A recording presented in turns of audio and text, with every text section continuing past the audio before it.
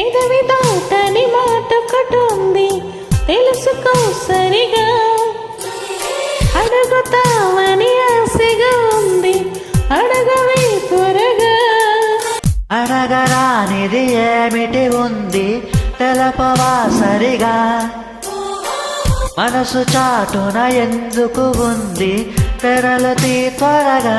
మనసు నిన్నే తలుచుకుంటుంది కనపడదా దాని గొడవ, తలుచుకొనే అలసిపోతోంద కలుసుకొనే చొరవలేదా.